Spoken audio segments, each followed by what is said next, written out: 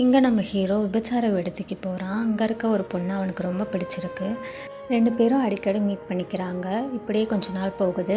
ஹீரோவும் அந்த பொண்ணுக்கிட்ட எனக்கு உன்னை ரொம்ப பிடிச்சிருக்கு, நம்ம 2 பேரும் லவ் பண்ணலாமான்னு சொல்லி கேட்குறான். அவளும் ஓகே அப்படின்னு சொல்லி 2 பேரும் ஹாப்பியாக லவ் பண்ண ஆரம்பிக்கிறாங்க. ஒரு நாள் ஹீரோ ஹீரோயினை பார்க்குறதுக்காக வரான். அப்போ அங்கே இருந்த ஒரு லேடி ஒரு பொண்ணுக்கு கருவு கலைக்கிற டேப்லெட் வலுக்கட்டாயமாக கொடுத்துட்ருக்கா. அதை பார்த்த ஹீரோ, நீலாம் பொண்ணு தானே, ஏன் இப்படி பண்ணுற அப்படின்னு சொல்லி கேட்க, அந்த லேடியும் கோவப்பட்டு பேச ஆரம்பிக்கிறா.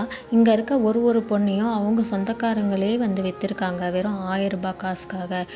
நீ ஒரு பொண்ணு பின்னாடி சுற்றிட்டு இருக்கிய, அந்த பொண்ணையே அவன் ஹஸ்பண்ட் தான் விற்றான் 1000 ரூபாய் காசுக்காக அப்படின்னு சொல்லி சொல்கிறா.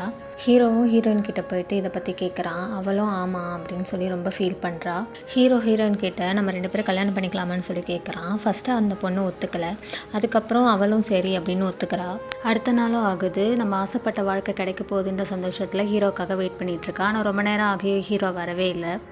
அப்போ அங்கே இருந்த ஒரு ஆள், இன்னும் ரொம்ப நேரமாக வெயிட் பண்ணிகிட்ருக்காளே அப்படின்னு சொல்லிட்டு, யாருக்காகம்மா வெயிட் பண்ணுறேன்னு கேட்க, நான் ஹீரோக்காக தான் வெயிட் பண்ணிகிட்ருக்கேன் அப்படின்னு சொல்லிகிட்ருக்கா.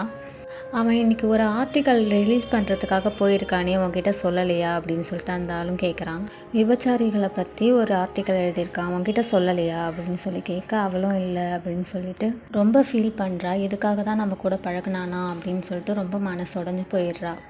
ஹலோ கைஸ், நான் இப்போ தான் இந்த சேனல் புதுசாக ஆரம்பிச்சிருக்கேன். எனக்கு சப்போர்ட் பண்ணுவீங்கன்னு நம்புகிறேன். நான் ஏதாவது தப்பு பண்ணாலும் எனக்கு கமெண்ட் செக்ஷனில் சொல்லுங்கள், நான் அதை சேஞ்ச் பண்ணிப்பேன் கண்டிப்பாக.